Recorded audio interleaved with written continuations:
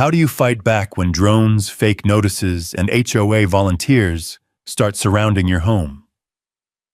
What would you do if an HOA Karen pounded on your door at 3:42 a.m. demanding to inspect a cabin she didn't even control? I thought it was just another tantrum, until I uncovered her plan to take my land.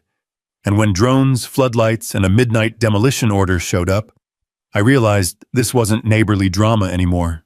It was a full-blown war. The pounding on the front door yanked me out of sleep like a hand on my throat. For a moment I lay still, staring into the dark, listening. The cabin groaned its usual night noises, wind hissing through the pines, the soft wash of lake water on stone. Then the blows came again. 3 hard, flat hits that rattled the hinges and shook dust from the rafters. My phone on the nightstand glowed 3:42 a.m. Beside me, Sarah jerked upright. "Remy," she whispered, already breathing fast. "What is that?" Another barrage hammered the door, closer together now, each strike spaced with the angry precision of someone who believed volume was the same thing as authority. "I hear it," I said. "Stay here a second." The floorboards were cold under my feet as I swung out of bed. I grabbed the flannel shirt from the chair, shrugged it over my t-shirt, and moved through the dark on muscle memory. The air inside smelled like cooled wood smoke and pine sap. Outside, the night was a solid black wall. Then a voice cut through it, sharp and high, and far too awake for this hour. "Cabin inspection! Open this door immediately! This is an emergency HOA inspection!" I stopped in the middle of the room. A mile of dirt road and 200 vertical feet separated us from the nearest subdivision. Out here, you expect coyotes or a drunk fisherman who missed the turnoff, not an HOA. Sarah's bare feet padded up behind me. "Did she just say HOA?" she asked, tying her hair into a quick knot. "Sounds like it," I said. "At 3:42 in the morning." "I know you're inside," the woman shrieked from the porch. "I can see a light. You are required to submit to inspection under Section 12, Emergency Aesthetic Review Protocols." The words tumbled out of her with the frantic rhythm of someone who half remembered them from a meeting handout. Instead of going straight to the door, I slipped to the side window and eased a finger under the curtain. Bethany Reed stood on my porch like she'd planted the posts herself. Even in the harsh cone of her own flashlight, there was no mistaking her. President of the Clearwater Bluffs HOA, queen of mailers and meeting minutes. She wore a silky floral robe and fuzzy slippers, her hair twisted up in a clip that had given up the fight an hour ago. A thick folder was tucked under one arm. In her free hand, she held a single sheet of paper up like a warrant and slapped it against my cabin post, tape dangling from one corner. Dust floated in the beam with each smack. 2 deputies flanked her. The younger one, Jake, shifted from foot to foot, breath smoking in the cold, eyes flicking between Bethany and my door like he'd drawn the short straw. The older one stood a step back with his arms folded, patrol SUV lights blinking faint red and blue through the trees behind him. Even through the glass, his posture said he'd rather be almost anywhere else. Sarah leaned in beside me and peered through the gap. "Fantastic," she muttered. She brought backup. Outside, Bethany's voice climbed a notch. "This cabin has been reported for multiple violations affecting community standards, lake visibility, and nighttime light pollution. It falls within our 3-mile aesthetic jurisdiction. You cannot alter the character of our viewshed without board approval." Our viewshed. There it was again. My grandfather had bought this strip of rock and pine and shoreline before Clearwater Bluffs was a surveyor's sketch. He built the first version of this cabin with his own hands. But in Bethany's world, if you could see something from the right angle of her cul-de-sac, it belonged to her committee. The jolt of fear that woke me cooled into something steadier. For months, she'd been circling us with anonymous letters and friendly reminders. This, apparently, was the next step. "All right," I said quietly.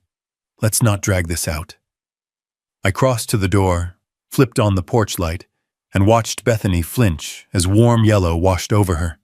She spun toward the younger deputy and jabbed a finger at the fixture above the door. See? That's exactly what I'm talking about.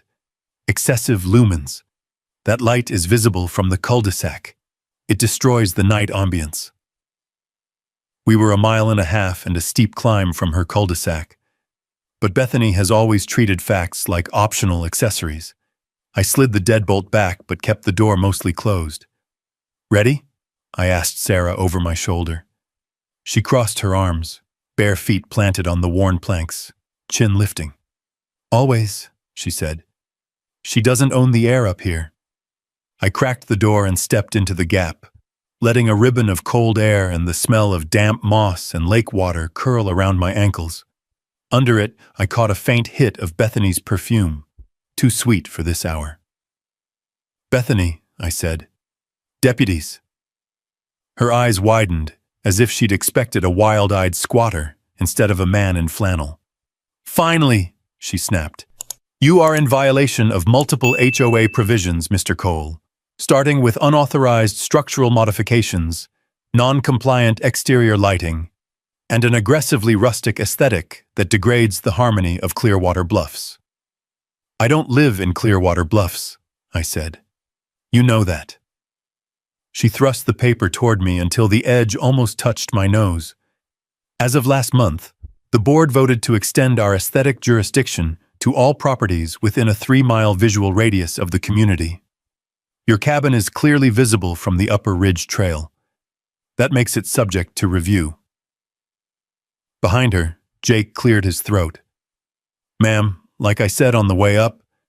She silenced him with a sharp flick of her wrist. Officer, you are here to maintain order, not to question HOA policy. This is an emergency inspection. There have been anonymous reports of suspicious roof angles, potentially hazardous chimney, emissions, and unapproved shoreline lighting that could encourage loitering. Sarah's fingers brushed the small of my back, a tiny steadying touch. Ask her, she murmured. What statute covers suspicious roof angles? I could use a laugh. I met Bethany's stare. Anonymous reports, I repeated. From who? Because up here, the neighbors are mostly deer and trout. Complainant identities are confidential, she said crisply. The important thing is that the board is concerned. So concerned, I said. You woke us up before 4, dragged 2 deputies up a 1-lane dirt road, and are now yelling about my porch light. It's not about the light, she shot back. It's about precedent. If we allow one outlier structure to pollute the viewshed, property values will nosedive. Buyers pay for curated wilderness. That, she jabbed past me at the log walls, isn't curated. It's frontier. It sends the wrong message. Jake pressed his lips together like he was holding in a comment. The older deputy finally spoke, voice calm. Mr. Cole, he said, we're not here on a warrant. Ms. Reed requested our presence. You're under no obligation to allow an inspection tonight. Bethany whirled on him. He absolutely is. Our bylaws clearly state, your bylaws, Sarah said, her tone still quiet but edged in steel. Stop at the edge of your recorded plat. This cabin sits on a separate parcel that predates your HOA by 42 years. Clearwater Bluffs ends at the county road. You know that. Our office sent your attorney a letter spelling it out. Bethany's head snapped toward her. And you are? My wife, I said, and the land rights attorney who wrote that letter. For a beat, uncertainty flickered behind Bethany's eyes. Then the flush on her neck deepened. Well, letter or no letter, she said, the community has expectations. As HOA president, I have a duty to act when outsiders threaten the character of our environment. If you refuse this inspection, we will escalate. Daily fines, liens, legal action. Once, that list might have tightened a knot in my gut. I've seen what fear of an HOA can do to people who don't know where its power actually stops. But I'd also spent 20 years designing spillways and emergency release channels, learning that pressure only matters if the walls aren't built right. Right now, Bethany was all pressure. "I'm not refusing anything," I said. "I'm telling you there's nothing for your HOA to inspect. This is private land outside your jurisdiction. My grandfather's name is on the old deed. Mine's on the new one. The county maps agree. You don't get to vote your way onto my property." "You can wave your little papers around all you want," she said, not hearing herself. "But the board has spoken. You are within our radius. You will comply." She slapped the notice onto the porch post one last time, tape finally catching. Her hand shook now, more from anger than cold. I glanced at the older deputy. He met my eyes and gave the smallest shrug. He knew. And he knew I knew he knew. Sarah's voice was close to my ear. "We're not going to fix this at the door," she said. "Let her talk. Take her paper. We'll answer her in daylight with the law." The pounding in my chest eased. I nodded. "All right, Bethany," I said. "You've posted your notice. You've stated your position. The deputies have done their part. It's 3:42 in the morning on private land. This conversation is over." Her mouth opened. "You can't just—" But I could. I eased the door closed, not slamming it, just reclaiming the doorway inch by inch while the cold air thinned and the warmth of the cabin wrapped back around us. "You haven't heard the last of this," she shouted through the narrowing gap. "You and your little lake cabin are in violation, Mr. Cole. I will protect this community if it kills me." "That's what worries me," I said under my breath. The latch clicked. For a few seconds, the porch light still painted her and the deputies in warm yellow through the glass. Then Sarah reached up and flipped the switch, and the outside world dropped back into shadow, broken only by the soft blink of the cruiser's lights and the pale stripe of lake between the trees. We stood there listening. Bethany's voice came muffled now, more tone than words. The older deputy answered in a low rumble. Boots thudded on the steps, gravel crunched, a car door slammed. The engine turned over and faded down the road. A minute later, the only sounds left were the creak of settling beams and the steady hush of water on stone. Sarah let out a long breath. "Well," she said, dry, "that's one way to start a morning." I stared at the faint rectangle of the notice on the porch post, just visible through the glass. Part of me wanted to yank it down and feed it to the wood stove. Another part, the engineer who trusted paper trails and pressure readings, knew better. "Leave it," I said. "We're going to need everything she puts in writing." Sarah studied my face for a moment. "You really think she's going to push this?" Outside, the forest was quiet again. But Bethany's last words echoed in the back of my mind like distant thunder. "No," I said finally. Tonight was just the knock on the door. I turned away from the entry, feeling the chill of the floorboards in my feet and the weight of what was coming settle into place. "Whatever she's really planning," I said, "hasn't even started." By the time dawn seeped between the window panes, painting the cabin in pale gold, neither of us had slept. The lake outside was still slick and silver, steam drifting off its surface like it was thinking out loud.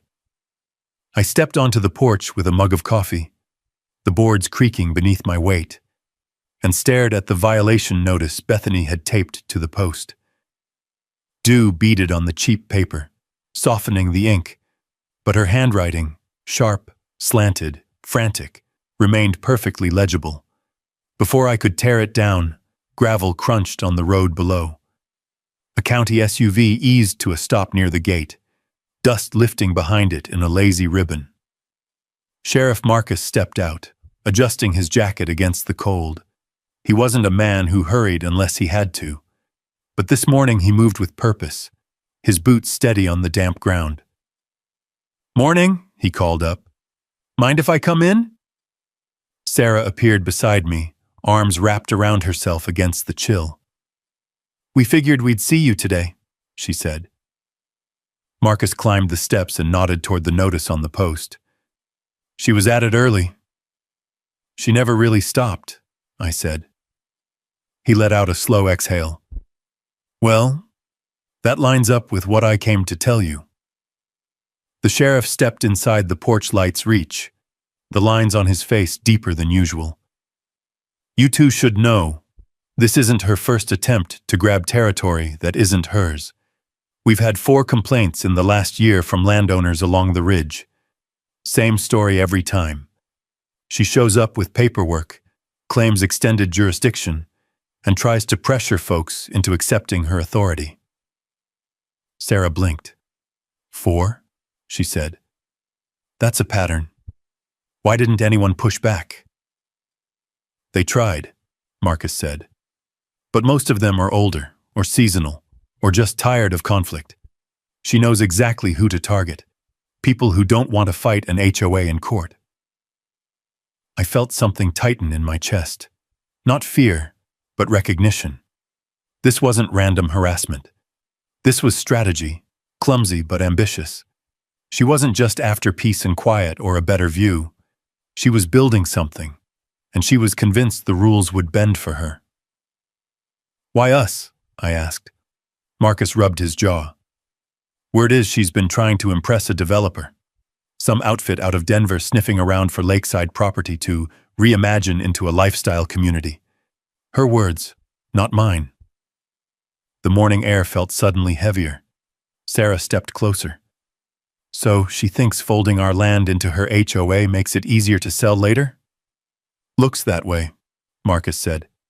"She pitched the idea at a council luncheon last fall. Thought no one would repeat it." He lowered his voice. "But folks talk. And Bethany ignores every no until someone in a uniform repeats it to her." I exchanged a look with Sarah. Her eyes had shifted from concern to calculation. The same look she used when she was about to dismantle a legal argument word by word. "Sheriff," she said, "our deed predates Clearwater Bluffs by over 4 decades. This land was surveyed and registered long before a single roofline in that subdivision existed. The only jurisdiction here is county, not HOA." "I know," he said, "but she doesn't want to hear it." I went inside and returned with the old leather folder that held the property documents passed down from my grandfather. The paper rustled softly in the morning breeze as Sarah laid out the maps, yellowed but clear, black ink marking boundaries with steady confidence. Marcus studied them, hands on his belt. "Well," he said, "this is as solid as it gets. She can't touch you with this on record." "Doesn't stop her from trying," I said. He gave a slow nod. "No, but it gives me something to lean on." For a moment, the 3 of us stood there in the crisp morning light, the lake gleaming beyond the trees. It almost felt peaceful again, until a distant engine revved on the road below. I stepped to the edge of the porch. A silver SUV paused at the turn, its window lowering just enough for me to see a familiar silhouette behind oversized sunglasses. Bethany, staring up at the cabin like she was measuring the slope for a future fence line. The moment our eyes met, she jerked the car forward and sped down the road, dust rising behind her in a hard brown plume. Marcus watched her disappear. "See that?" he said. "She's not done." No, she certainly wasn't. Sarah gathered the old documents and slid them back into the folder. "Remy," she said, "we need to pull the modern county records too. If she filed anything recent, we'll find it." Marcus tipped his hat. "You two handle the paperwork. I'll handle her when she crosses the line again. And trust me, she will." The sheriff walked back toward his SUV, boots leaving prints in the soft earth. When his engine faded, the quiet returned, but it felt different now. Charged, waiting. Sarah rested her hand on the porch rail, her breath warming the cold morning air. "This wasn't just her being dramatic," she said softly. "She's after your land. Our land." I nodded slowly, watching a thin sheet of wind ripple across the lake's surface. Then we'll show her what real boundaries look like. But even as I said it, Bethany's last glance replayed in my mind. Sharp, calculating, certain she held the advantage. I had the uneasy sense that she'd already made her next move, and whatever it was, it wouldn't be subtle. By mid-morning, the sky had cleared into a pale, cloudless blue, the kind that made the lake shine like polished glass. I stepped out with a fresh mug of coffee, hoping the quiet would settle my thoughts. But the moment my boot touched the porch, something fluttered near my feet. A paper, bright white against the weathered wood. Then another, and another. My porch post was plastered with notices, dozens of them. The tape crisscrossed like someone had tried to gift-wrap the entire house in bureaucratic rage. Pages curled in the sun, rustling with the breeze, each one stamped with bold, unnecessary red ink. I pulled the first sheet off. Unofficial structure-height disparity. The next, unauthorized cabin roof tone. Then, dangerously confident chimney angle. I stared at that one. Dangerously confident wasn't even a real term in construction. I would know. I'd spent years designing concrete spillways and intake towers that survived hurricane winds. But apparently my little wood-burning chimney was giving off swagger. Sarah stepped out beside me, holding her hair back from the breeze. "She was busy," she murmured. I didn't respond. Not because I didn't have words, because I had too many. Before I could collect my thoughts, a faint hum rose from the tree line. A drone appeared above the ridge, catching the sunlight on its silver frame. It floated toward us with a slow, deliberate drift, like a dragonfly that knew exactly where it was going. The lens angled down. The drone hovered, watching. "That's new," Sarah said under her breath. The drone dipped lower, its propellers whining against the still morning air. A sudden gust pushed pine needles across the porch, scattering the papers at our feet. The drone surged forward, almost aggressively, testing how close it could get. I raised a hand. "Back off," I muttered. Not that a drone cared what I thought. It didn't move. Instead, it angled sideways, giving us a perfect view of a neon sticker slapped across its underside. Property of Clearwater Bluffs HOA Aesthetic Compliance Division. I felt my jaw tighten. She's got a compliance division now. She probably knighted them herself, Sarah said. The drone finally drifted backward, rising above the trees, before shooting off toward the far ridge like it had collected whatever evidence Bethany wanted. We barely had time to process that when movement flickered along the property line. Two figures stepped from behind a cluster of aspens. Older folks from the subdivision, wearing reflective vests and carrying clipboards. They looked like retirees drafted for a mission they didn't fully understand. One pointed at the boundary stakes. The other squinted at his clipboard as though reading a sacred text. I walked toward them, hands in my pockets, boots crunching over the frost-softened earth. They froze like deer at the sound of a rifle click. "Morning," I said. "Something I can help you with?" The woman tugged her vest straight. "We're with the HOA Beautification Task Force," she announced, as if reciting lines. "We're performing an official terrain compatibility assessment." Sarah whispered behind me, "I'm going to lose it." The man cleared his throat. We're supposed to inspect the property line for encroachments and, assess the lake's reflective consistency." I blinked. Reflective consistency. He checked his clipboard again. "Yes, that's what it says." I planted my feet. "This land is privately owned, not part of Clearwater Bluffs, not subject to their assessments. You both need to step off my property." The couple exchanged nervous glances. Then the woman lifted her walkie-talkie. "Task Force to Commander Reed," she whispered. "The target is uncooperative." Sarah pressed her fingers to her forehead. "Did she just call you the target?" They all need new hobbies, and I said. The volunteers backed away, muttering to each other, then disappeared into the trees, their vests catching flashes of sunlight as they hurried downhill. For several minutes, silence returned.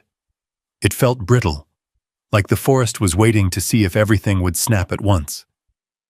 Inside, Sarah gathered the stack of notices from the table and fanned them out. "She's escalating," she said, "and she's doing it fast. This isn't frustration. This is coordinated." I nodded slowly. "She wants to overwhelm us, make us slip, or scare us into compliance." "We won't," Sarah said, "but it means she's preparing something bigger, something she thinks she can win." The drone's distant hum drifted back briefly before fading. The papers lay across the table, each one more absurd than the last, but the intent behind them wasn't funny. It was pressure, constant, strategic, and deliberate. I stepped out again, the breeze brushing cool against my face. Across the lake, sunlight glinted off the calm surface, glittering like shards of glass. The world looked peaceful, but Bethany's shadow stretched longer than the morning light. She wasn't improvising. She wasn't guessing. She was building something. A case. A narrative. A claim. And I had a feeling we'd only seen the lightest part of it. Later that afternoon, the wind picked up from the west, carrying the scent of damp pine and distant rain.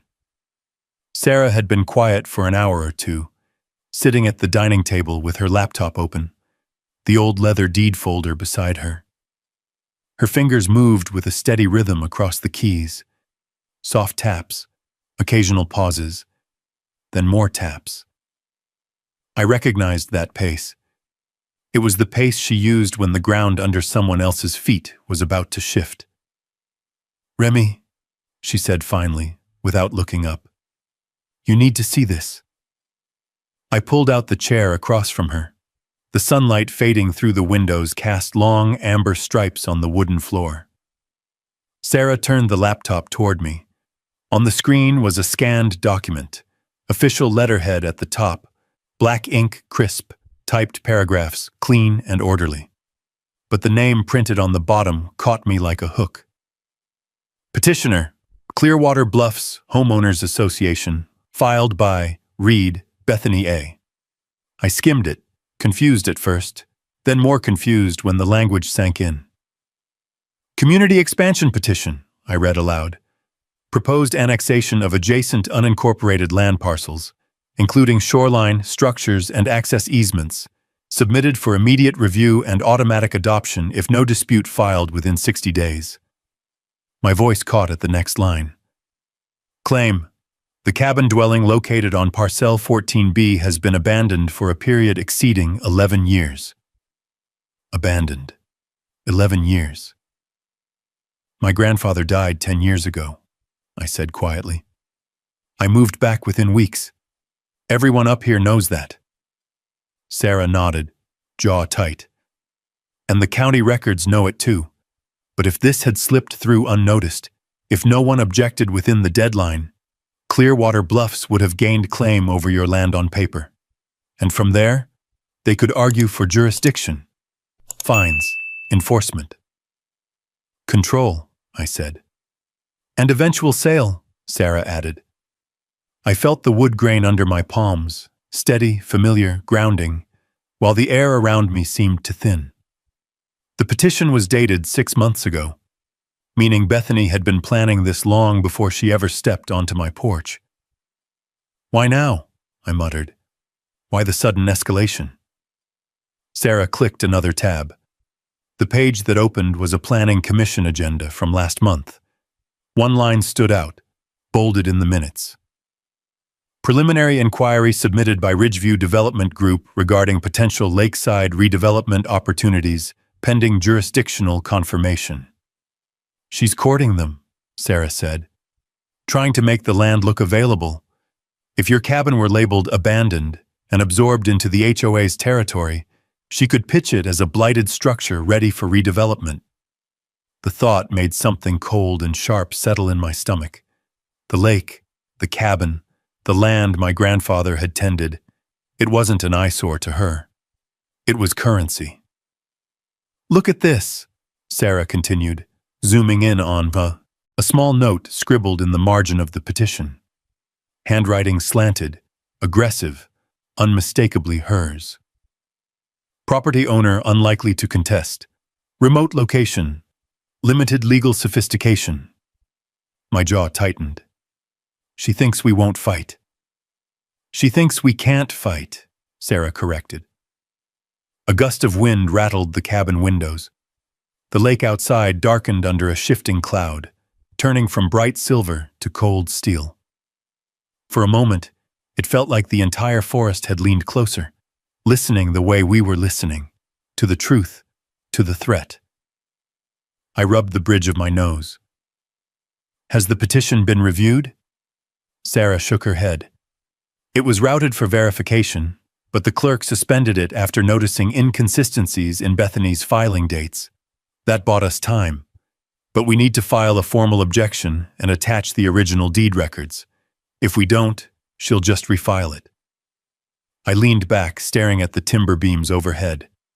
My grandfather had placed each one by hand. The walls held stories, storms, winters so cold, the lake froze solid from shore to shore. And here was an HOA president trying to erase all that with a few signatures and a fabricated timeline. "We're not going to let that happen," I said. "No," Sarah agreed. "We're not." She pulled out the county plat maps, laying them across the table. They were old enough to smell faintly of ink and dust. Her finger traced the boundary lines, steady and sure.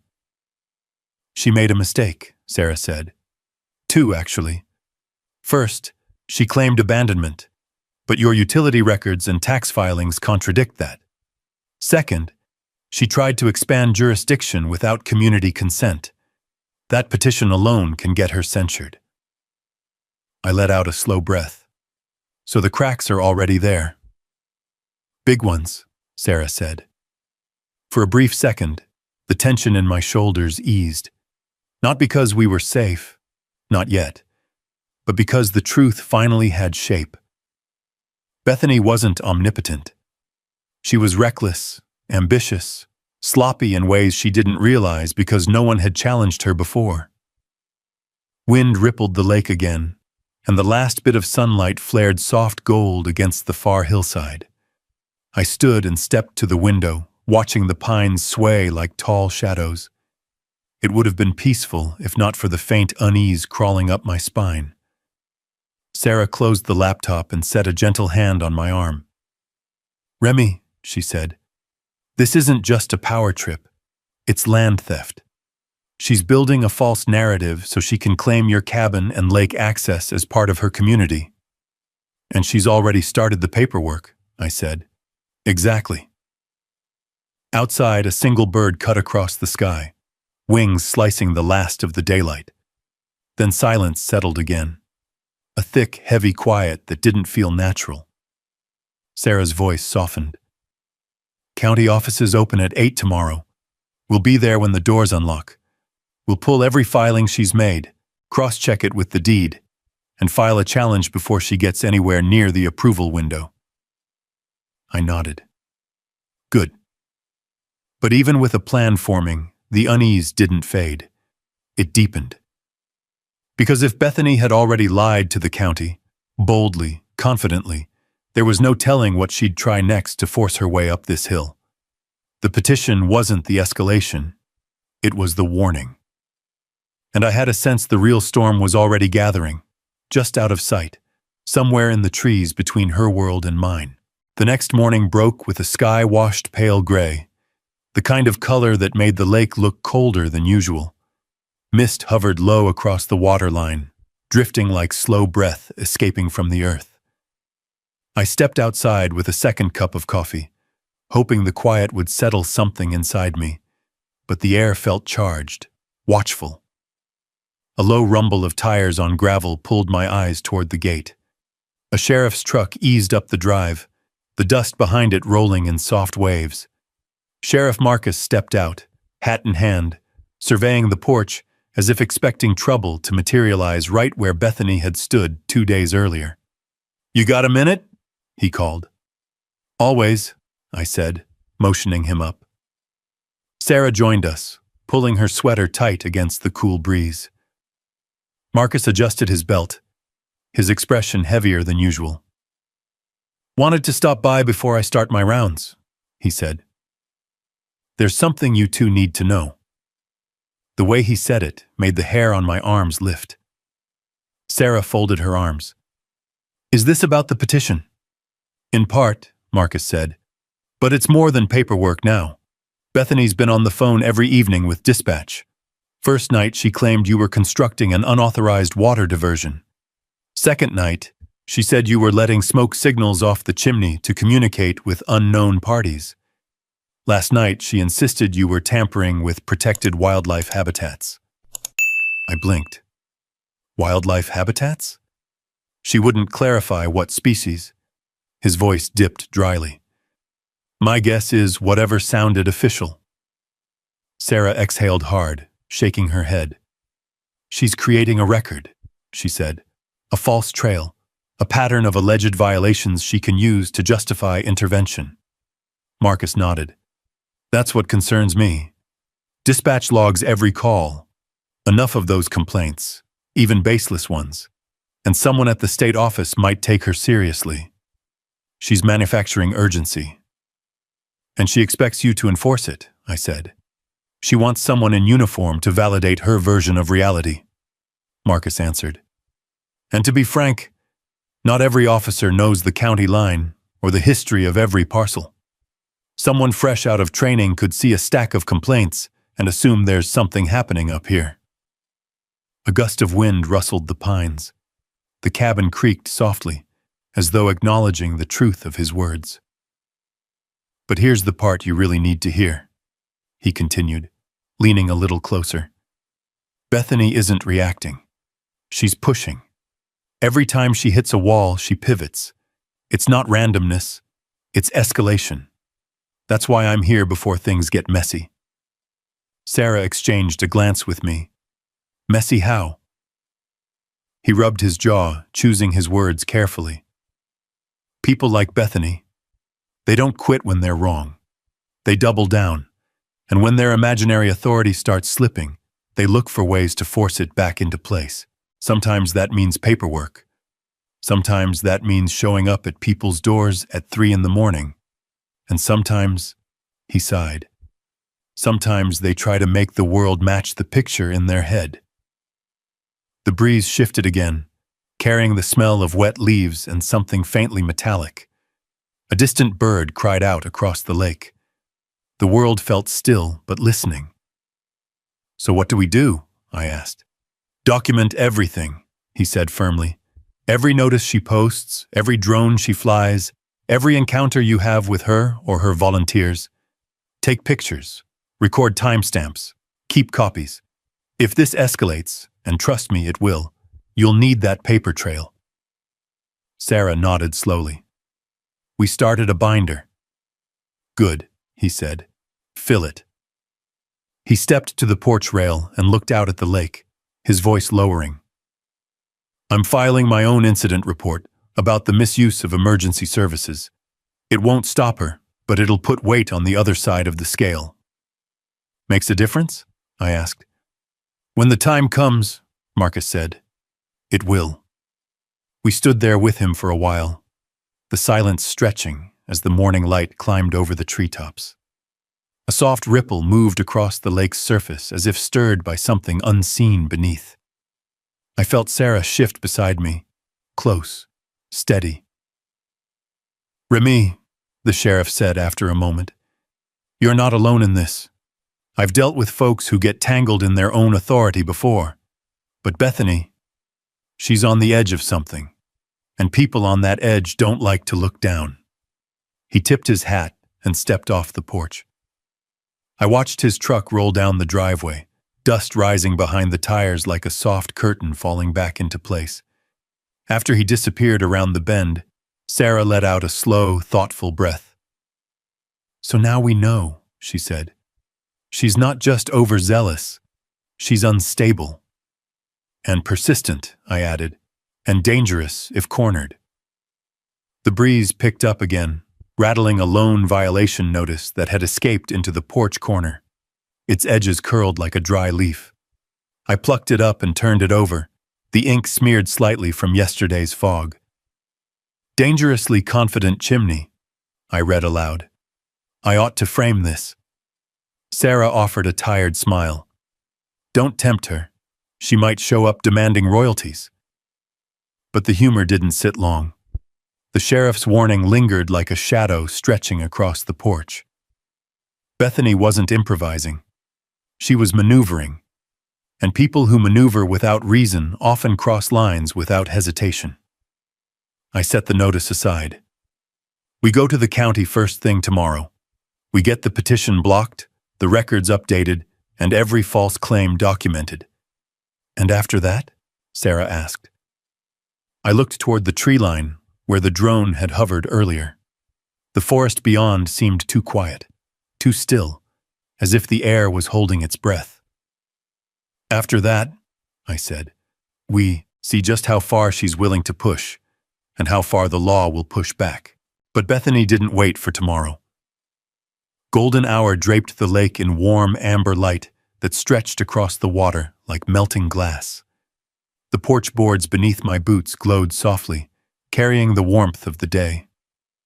I just stepped outside to check the gate when a sharp whistle sliced through the quiet. The sound bounced between the pines. Then an engine roared up the hill. A sedan I recognized. A pale blue compact with HOA decals skidded to a stop just beyond the porch. Dust rolled around it in a thick plume, catching the light like storm clouds. The passenger door flew open before the dust cleared. Bethany Reed marched out. She wasn't wearing her robe tonight. Instead, she'd upgraded to a bright blazer and a clipboard strapped to her chest like a tactical vest. A stack of new notices slapped against her leg with each step. 2 uniformed officers trailed behind her, different from yesterday, younger, more unsure. Their patrol car idled with lights flashing softly through the trees. "Mr. Cole," she shouted, as if calling roll in a classroom. "You are in direct violation of urgent HOA aesthetic compliance orders." I didn't move. Sarah slipped beside me, arms folded, expression already sharpening. The porch felt like the border of 2 countries, ours made of timber, lake air, and old legal deeds. Hers made of bylaws, ego, and desperation. Bethany stormed up the porch steps without waiting for permission. As president of the Clearwater Bluffs HOA, I am authorized to issue correction notices at any time when community harmony is threatened. And this, she slapped a folded packet against my porch beam, is a threat.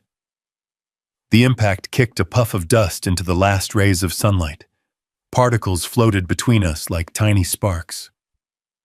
"Ma'am," one of the officers said quietly. "Maybe let's—" "No," she snapped. "You're here to witness. Stand there and don't interfere." The taller of the 2 officers shifted uncomfortably, but didn't speak.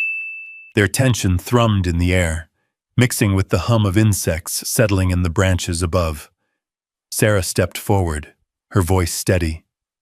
"You misled these officers. Again." Bethany swung her glare toward her. "I told them exactly what's happening.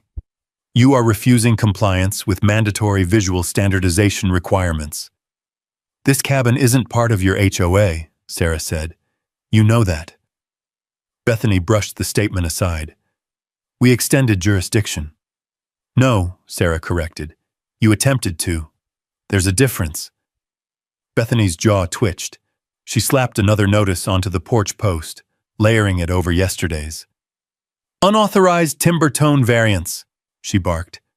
"Unapproved window placement, excessive rusticity, and," she paused for dramatic effect, "a non-conforming walkway slope." I almost laughed. "A slope? That's nature, Bethany." "Nature," she said, as though insulted by the word, "is only as beautiful as those who protect it from negligence." Then she reached into her bag and pulled out something worse. A pair of bolt cutters. The metal glinted in the fading sun, catching streaks of orange and red. She weighed them in her hands, as if deciding where to apply them first. "What do you think you're doing?" I asked. "What you refused to do," she said.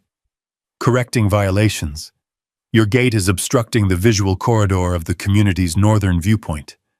Under emergency authority, I can remove barriers that hinder aesthetic cohesion."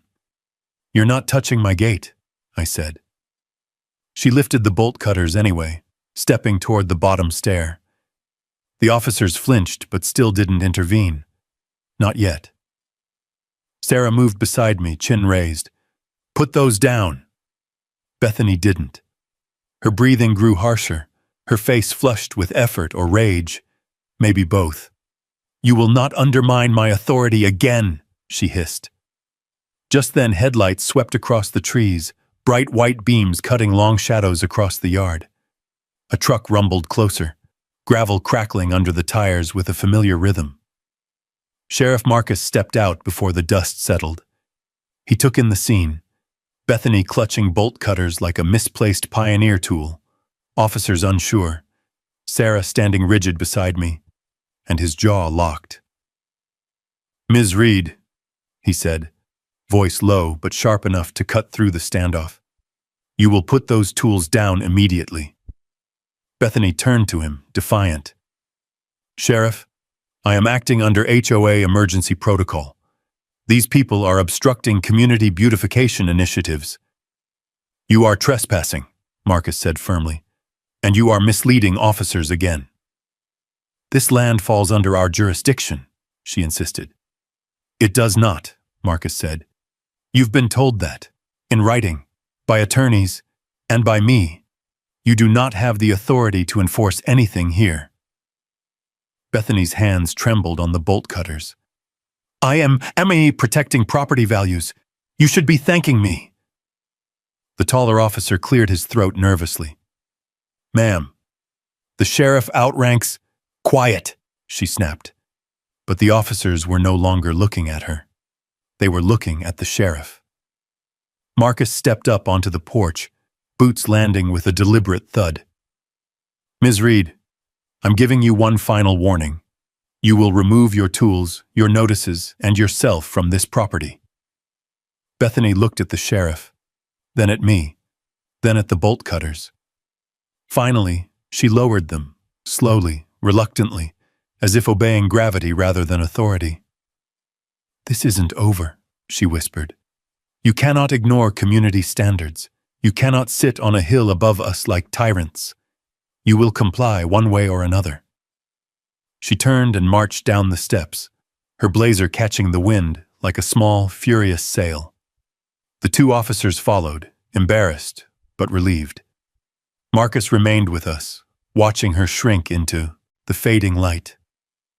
The forest swallowed the last of her footsteps. "You two all right?" he asked.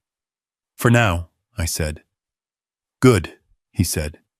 "Because she just crossed a line, and next time she may not stop at bolt cutters." The lake shimmered in the dying sunlight, its calm surface a strange contrast to the storm she carried with her everywhere she went. Something told me she wasn't retreating. She was regrouping. Sarah stood beside me, arms still folded, watching the dust settle at the bottom of the hill where Bethany's car had disappeared. The warm gold of sunset softened the sharp lines of her face, but I could see the tension in her jaw. She felt it too. That unsettling quiet before something snaps. "She's going to come back," Sarah murmured. "Yeah," I said, "and she'll come back louder." We stayed there until the sun dipped behind the ridge, letting the cool evening creep across the porch boards. The last birds quieted, their songs swallowed by the slow rise of crickets. It should have felt peaceful. It didn't. We slept lightly that night, waking at every rustle as pine branches scraped the cabin roof. But dawn arrived without incident, painting the lake in soft pastels. Sarah brewed coffee while I checked the property line for new surprises. Nothing yet. But the absence felt temporary, like the forest itself was bracing. By 8, we were at the county office, a low building with wide windows and the faint smell of old paper. The clerk recognized Sarah almost immediately. "You back about the Reed filings?" she asked, tapping her pen against a stack of folders. Sarah nodded. "We need to file a formal objection to the expansion petition and register a complaint regarding fraudulent jurisdiction claims." The clerk pushed up her glasses. "About time someone did." Within an hour, the objection was stamped, signed, and added to the official record. The petition was no longer suspended. It was effectively dead. But the bigger blow came next. The clerk handed us a printout with a raised brow. "She also submitted 3 more complaints against you last night, all baseless." Sarah exhaled sharply. "She's trying to drown the record." "Not anymore," the clerk said. "We're flagging her name for review and, given the volume of filings, the sheriff might advise the court about harassment." It was Sarah who said it first. "We're filing for a restraining order." I followed her gaze. She wasn't looking at the clerk. She was looking at me, checking if I was ready, if I was willing. And I was. We filed the request before noon, attaching printouts of notices, drone photos, the false petition, and Marcus's incident report. The county judge wasn't in that day, but his clerk assured us he reviewed emergency filings in the evenings. "He'll likely sign this tonight," she said. Tonight. Something about that word sent a small ripple down my spine, but I pushed it aside. By the time we returned to the cabin, long streaks of afternoon light cut through the trees, illuminating floating dust like tiny fireflies. The air felt cool and heavy with pine. It was quiet, too quiet, until I noticed a car parked crookedly near the gate. A familiar compact blue sedan, and a man pacing beside it, thin, nervous, wringing his hands. "Is that?" Sarah asked. "Her husband," I said. He spotted us and practically jogged up the drive, stopping short once he reached the porch. "Mr. Cole," he said breathlessly. "Mrs. Cole. I'm sorry to come unannounced, but I had to warn you." Sarah stepped forward. "Warn us about what?" He swallowed hard, glancing back toward the car. "Bethany's not well. She didn't sleep at all. She's convinced you're plotting against her. She says the HOA's future depends on stopping you." Sarah and I exchanged a look. "She left early this afternoon," he continued. "Said she was drafting emergency enforcement directives. She locked the office, piled papers everywhere. She's not listening to anyone anymore." He lowered his voice, fear trembling through it. "Please be careful. When she feels cornered, she becomes someone else." Before we could respond, the distant rumble of gravel stirred the air. An SUV approached, kicking up a tail of dust. It was Marcus. He parked beside the sedan and stepped out, holding a thick folder under one arm. The sheriff's expression was carved with fatigue, but when he saw us, he managed a nod. "Afternoon," he said. "Good timing. I've got something for you." He joined us on the porch and opened the folder. Inside lay a single document with the judge's stamp at the bottom. A restraining order, signed, effective immediately. Sarah let out a slow breath of relief. I hadn't realized how tight her shoulders had been until they quietly dropped. "She crossed enough lines," Marcus said. "And early this morning, the judge agreed with that." He tapped the page. "She's prohibited from contacting you, approaching you, stepping onto your property, or sending any representative, volunteer or otherwise." Bethany's husband shut his eyes briefly, as though hoping this might end everything. But fate, or Bethany, wouldn't give us that much mercy. A sharp squeal of tires erupted from down the hill. A sedan roared into view, fishtailing slightly on loose gravel. Dust exploded behind it. The car lurched to a stop just yards from the porch, engine revving like it wanted to bite the earth. The door flew open. Bethany Reed stepped out. Her hair was wild, makeup smudged, blazer crooked. She clutched a stack of papers in one hand, a phone in the other.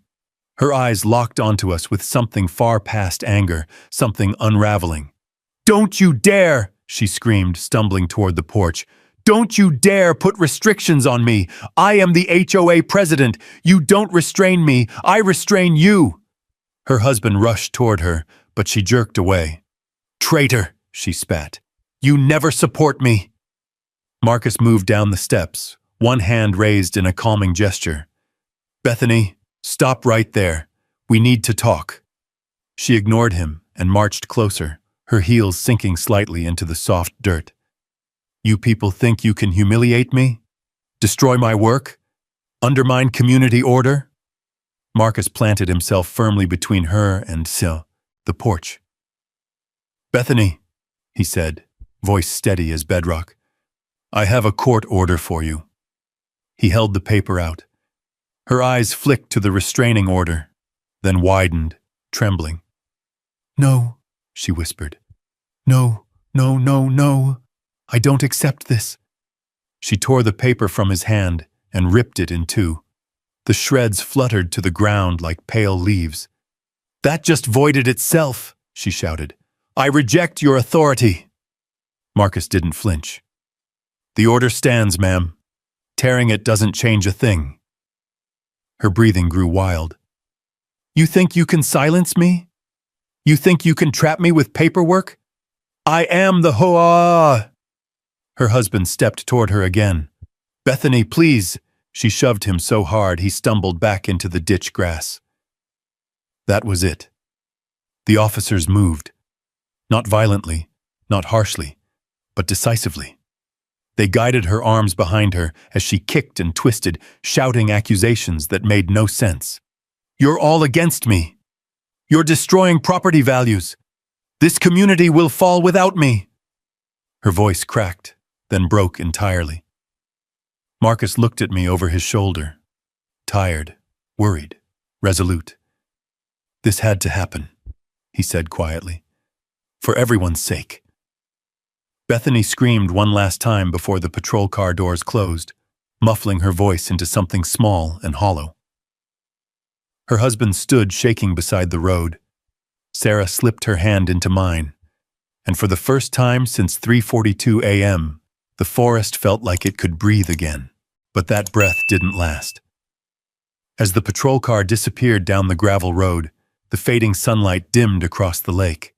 A wind rose from the west, slow at first, then colder, heavier, pressing against the trees like a hand warning them to brace. I stood on the porch, feeling the boards shift under me as the temperature dropped. A quiet unease clung to the air, the sort that carried the promise of something unfinished. "She's gone," Sarah whispered. "At least for now." But the way she said it, the soft quiver beneath the words, told me she didn't believe it any more than I did. Bethany had unraveled in front of us, yes, but the kind of unraveling we witnessed wasn't surrender. It was ignition. The peeling of the last layer of restraint that kept her from acting out every wild idea she'd been circling for months. "Let's get inside," I said. "Storm's coming." We made dinner quietly, the clatter of pans echoing too loudly in the small cabin. The wood stove burned warmly, but the unease in the room made it feel colder. After eating, I walked to the window. Night had dropped fast, too fast. The sky was an ink-black sheet draped across the ridge, and the lake reflected none of its usual silver shimmer. Even the frogs were quiet. Something was shifting. Sarah handed me a cup of tea, her fingers brushing mine. "You okay?" I nodded, though I wasn't sure. "Just listening." To the trees creaking, to the glass humming softly, to the silence that pressed too tightly around us.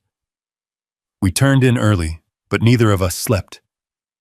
Every few minutes, I checked the window or the porch camera feed. Nothing. No headlights on the road. No footsteps. Just the dark. Until just after midnight. A strange hum rolled across the treetops. Low, mechanical, steady. It vibrated through the window pane and into my bones. I bolted upright. Sarah sat beside me, already awake. "You hear that?" she whispered. "Oh, yeah." I stepped barefoot onto the cool floor, each board groaning softly beneath my weight. The hum grew louder, closer. By the time I reached the front door, it had turned into a harsh electronic buzz. I swung the door open. The forest exploded with white. Industrial floodlights, massive, bright enough to wash the trees in hard silver, flared to life from the clearing below. Shadows snapped across the cabin walls like fleeing animals. Dust lifted from the porch in thick, glittering sheets. And then I saw it. A drone.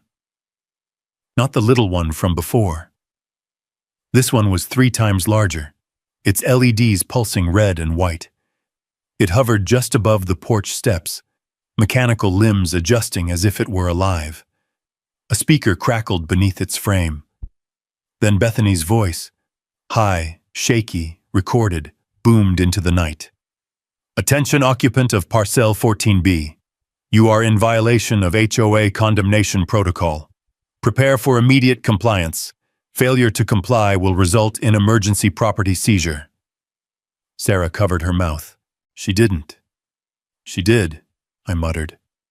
The drone dipped, released something metallic, then shot upward, vanishing into the glare of the floodlights.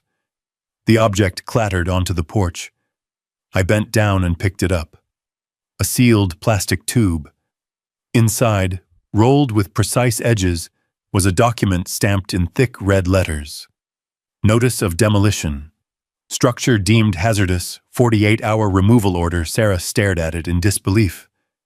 She forged a demolition notice? Not even cleverly, I said, turning it over to see a fake seal that looked like it came from a craft store clearance bin. "This violates the restraining order," Sarah said. "She's digging herself into a deeper hole." "Yeah," I said, "but she's also dragging us with her if we don't act fast." I grabbed my phone, took photos of the tube, the floodlights, the scorch of dust rising around the clearing, and the path the drone had flown. The air hummed as the lights continued their blinding assault. "We need to go," I said. "Right now." "To where?" Sarah asked. "To the sheriff." We threw on jackets and boots. The wind cut across the driveway as we climbed into the truck. Pine needles danced across the windshield as we bounced down the road, the floodlights still flaring behind us like artificial moons. It was a 15-minute drive, but tonight it felt longer. The darkness seemed to lean closer with every mile. My hands tightened on the wheel. "This isn't just harassment anymore," Sarah said. "She's weaponizing everything she can fabricate, and now she's ignoring law enforcement entirely." "At least the order gives Marcus something real to work with," I said. We pulled into the sheriff's gravel driveway. The house sat quiet under dim porch lighting. But before we reached the steps, the front door cracked open. Marcus's silhouette appeared, shoulders squared, as though he had already guessed who was coming. "Bethany?" he asked grimly. I held up the tube. "She sent a demolition order by drone." Marcus inhaled sharply, stepping aside. "Get in here." Inside his living room, under soft lamplight, we laid everything out. The document, the photos, the timestamps. Marcus examined them with slow, deliberate silence. His eyes hardened as he read. "She violated a court order within hours," he said. "This crosses into criminal territory. I'll call deputies to pick her up immediately." He stepped away to radio dispatch. When he returned, his tone had changed. Lower, more urgent. "We're heading back to your cabin," he said. "If she's bold enough to deploy drones after being detained, she might make another move before deputies reach her home." Sarah swallowed. "You think she'll come up the hill again?" Marcus met my eyes. I think she's past thinking. We followed him out to his SUV. The engine growled awake, headlights sweeping across the gravel in wide arcs that lit up the pine trunks like pale pillars. The night wind howled through the branches, scattering dust and broken needles across the road. As we drove behind him toward the cabin, the trees grew darker, thicker, leaning in over the road as though trying to hide what lay ahead. The floodlights still glowed faintly behind the ridge. The lake, just beyond, reflected none of it, just a black, glassy stillness.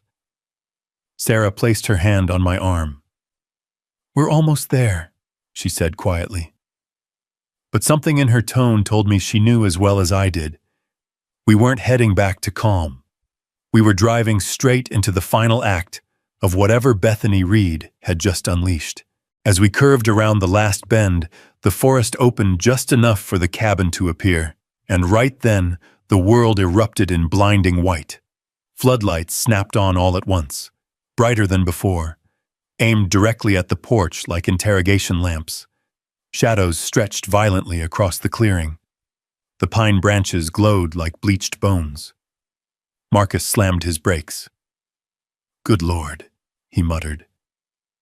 Sarah gripped the dashboard, her breath catching. She came back. Not only came back, she prepared. Figures moved in the glare. Not deputies, not workers.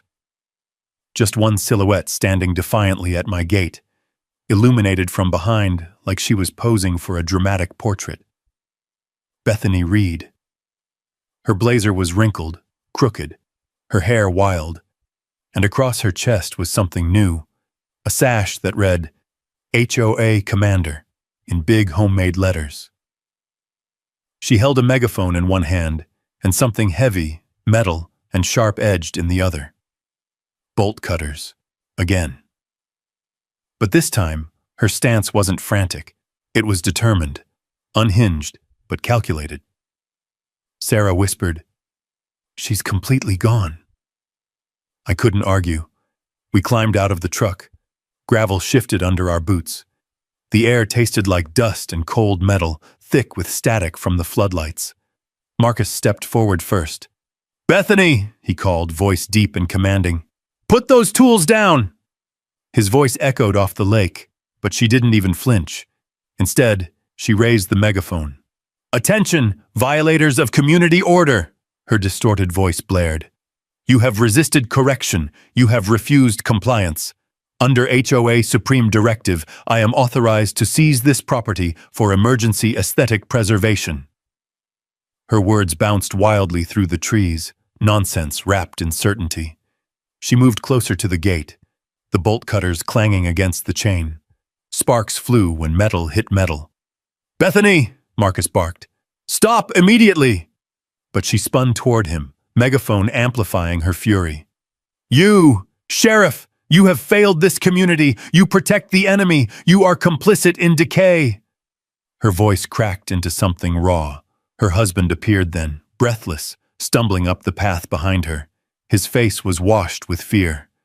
"Bethany, please," he begged. "Stop this. You're making it worse." But she shoved him aside so hard he lost his footing, tumbling into the grass. Sarah gasped.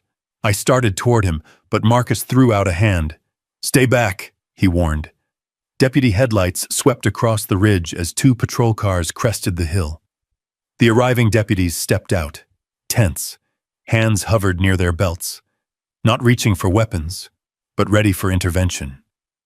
Bethany turned toward them, bolt cutters raised like a twisted symbol of authority.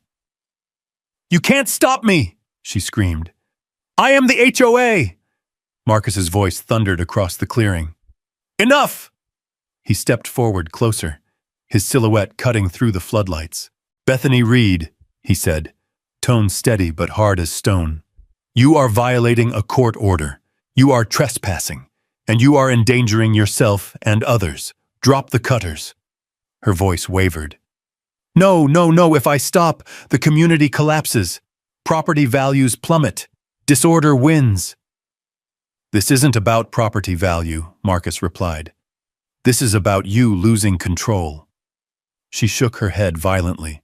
"I am in control. I am restoring order." Then she lunged forward, toward the gate, toward us, the bolt cutters swinging. The deputies moved instantly. They didn't tackle her. They didn't grab her roughly. They simply redirected her momentum, guiding her arms back, securing her hands, speaking calmly even as she thrashed and screamed. "No, no, you can't arrest me," she wailed. "I am the HOA. I command this community. You have no authority over me." Her voice cracked into sobs and shrill rants all at once. The bolt cutters slipped from her fingers, clattering against the rocks. One deputy gently nudged them away with his boot. "Bethany," Marcus said softly, tiredly, "this isn't leadership. This is crisis. And you need help." She didn't hear him, or couldn't. They guided her toward the patrol car. She twisted once more, eyes blazing. "You!" she screamed at me, voice trembling with madness. "This is your fault! You're destroying everything!" I didn't respond. There was nothing to say, not to a person who had built an entire reality in her head and believed it harder than the ground she walked on. As they placed her inside the back seat, her voice collapsed into broken hysterics, muffled by the closing door. The floodlights buzzed overhead, humming through the silence left behind.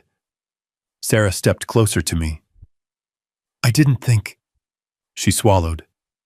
"I didn't think she'd fall this far."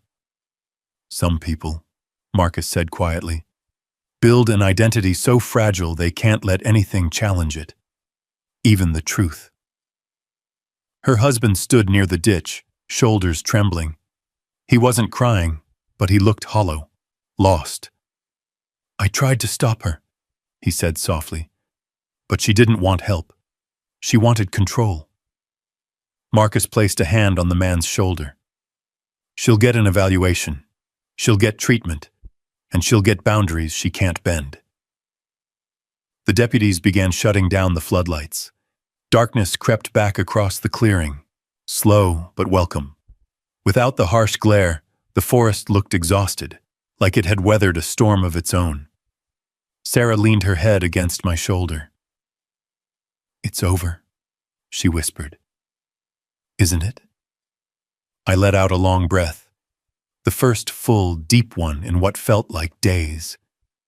"It's over for her," I said. "But the HOA, the mess she made, we'll see." Because a structure built on her delusions could still collapse. And sometimes collapse sends shockwaves. But for now, at least, the night exhaled. And the mountain was quiet, again. The deputies stayed on the property line until dawn, their patrol lights dimmed but still pulsing faintly through the trees like steady, protective heartbeats. Sarah and I didn't go back to sleep. We sat on the porch wrapped in blankets, mugs warming our hands, watching the night slowly peel itself into morning. By the time the first hint of gold crested over the ridge, the world felt strangely new, like someone had pressed reset on the forest. The lake shimmered softly, tiny ripples catching the early light. Birdsong returned cautiously, as if the wildlife had been waiting for confirmation that the chaos had passed. When the deputies finally signaled they were heading out, I walked with them to the gate. "She'll be held for evaluation," one of them said. "Charges will follow once they determine her mental state." "Will she stay away after that?" I asked. The deputy offered a measured sigh. "With the restraining order and the arrests, yes. And if the court mandates treatment, that's likely the end of her reign." Reign. The word hung in the air like lingering smoke from a fire that had finally burned itself out. After they left, I returned to the porch. Sarah was staring out across the lake, arms hugged loosely around herself. Not tense, just absorbing the stillness. "Feels different today," she murmured. "It does."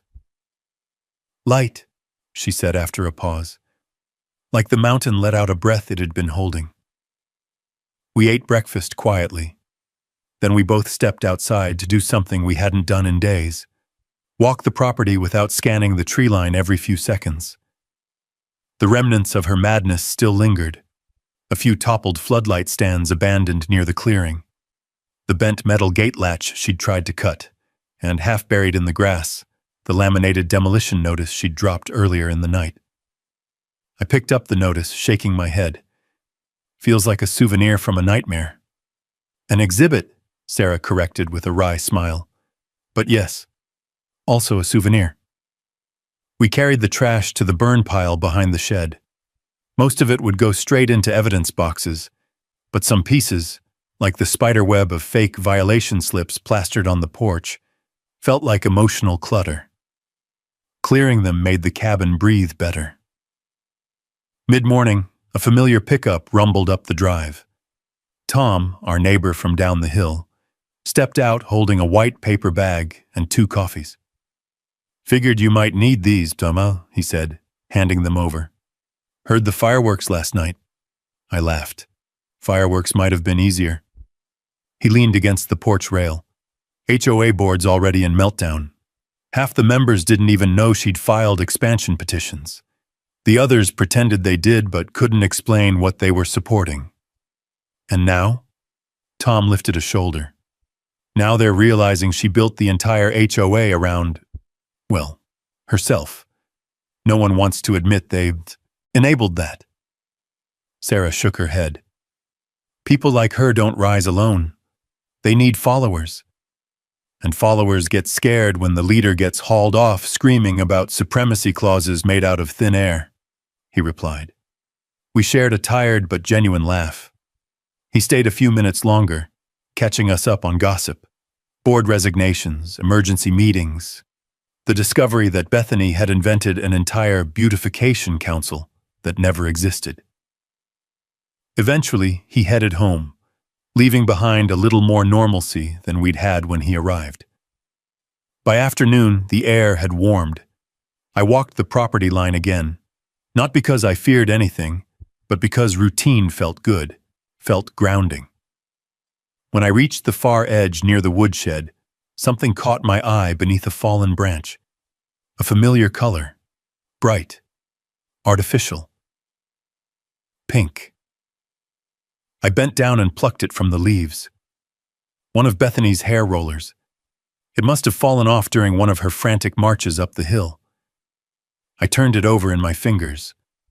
It felt absurdly small, just a plastic cylinder, harmless, meaningless, but somehow it carried the weight of everything we'd endured. Sarah appeared beside me. "What's that?" "A relic," I said. I walked it to the fire pit, struck a match, held the flame until it caught the edge of a pine needle, dropped it gently over the roller. It curled inward, melting into a soft puck of dripping plastic. A tiny puff of smoke lifted into the pine-scented air, delicate, fleeting, final. We stood there for a moment, watching it disappear. Then Sarah took my arm. "Let's go to the dock." We walked down to the lake. The boards creaked under our weight, warm from the sun. The water sparkled, clear and calm, reflecting the sky like nothing had happened. The breeze carried the scent of pine and damp earth. A small fish rippled the surface near the pilings. I sat on the edge and let my boots dangle above the water. Sarah sat beside me, shoulder against mine. "You did well," she said softly. "We did well." "Law held," she said. "It always does, even when someone tries to twist it into a weapon." I nodded slowly. The weight in my chest loosened, replaced by something quiet and warm. "We've got our life back," she added. We watched the sunlight stretch across the lake, long and gentle, painting the world gold. Peace didn't shout its arrival. It whispered.